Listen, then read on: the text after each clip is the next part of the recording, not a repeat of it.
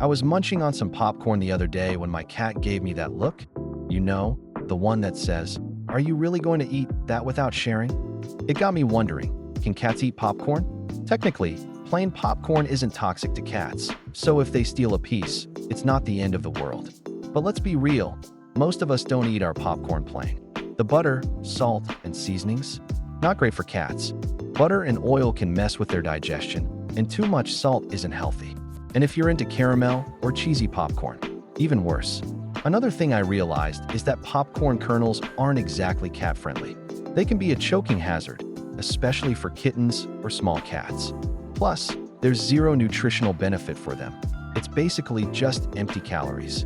So, while my cat might give me the guilt trip stare every time I have popcorn, I'm sticking to giving her actual cat treats instead. No need to risk an upset stomach over a snack that she doesn't even need. Have you ever had a cat steal your popcorn? Let me know.